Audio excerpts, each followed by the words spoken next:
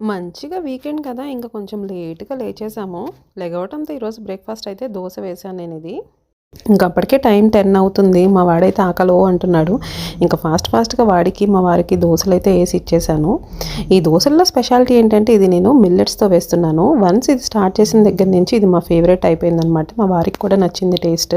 And హెల్తీగా ఉంటుంది. నా వెయిట్ లాస్‌కి కూడా ఇది చాలా హెల్ప్ అవుతుంది. మంచిగా తినొచ్చు అని చెప్పేసి నేనైతే ఇచ్చేసుకుంటున్నాను.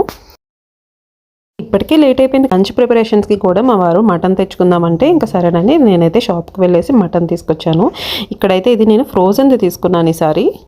2 కేజీస్ ఉంది వెయిట్.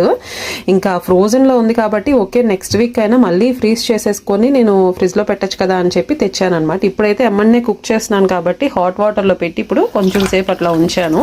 మా ఇంట్లో చికెన్, మటన్ కట్ చేయడం నాదే డ్యూటీ. పెద్దది నేను ఇప్పుడే ఫస్ట్ టైం ఎప్పుడు టర్కీ స్టోర్కి వెళ్తే ఫ్రెష్ దే తెచ్చేసుకుంటాం. సో వాళ్ళే చిన్న పీసెస్ కట్ చేసి ఇస్తారు. బట్ ఈ రోజు అయితే మాత్రం నేనే కట్ చేయాలి. ఇప్పుడు దీన్ని ఎట్ నుంచి కట్ చేయాలో కూడా నాకు అర్థం కావట్లేదు. సో మొత్తానికైతే ఆపసోపాలు పడి ఒక 30 గంట టైం తీసుకొని అయితే చిన్నగా పీసెస్ లో కట్ చేసి పెట్టేశాను. నాన్ వెజ్ అయితే యూజువల్లీ మా వారికే ప్రిఫర్ చేస్తారు. తనైతే మంచిగా కుకింగ్ చేస్తారనమాట. తను చేస్తే చాలా టేస్టీగా బాగుంటుంది. నేను చేసి ఇంక దాని టేస్ట్ పోగొట్టడం ఎందుకని మా వారికే ఇచ్చేసాను ఆ డ్యూటీ. మా వాడైతే ఎంత తొందరగా అయిపోతుందో, ఎప్పుడు మటన్ తిందామని ఆతృతగా వెయిట్ చేస్తుంటే ఇంకా వేడితే నేనే వాడి పెడుతున్నాను. ముక్కలు అయితే మాత్రం ఎంత సాఫ్ట్ గా కుక్ అయినాయి. టేస్ట్ అయితే మాత్రం అద్దరిపోయింది. సూపర్ ఉందనమాట. ఇంకా ఉంటాను మరి. నెక్స్ట్ వీడియోలో కలుద్దాం. నాకు ఆకలేసేస్తుంది.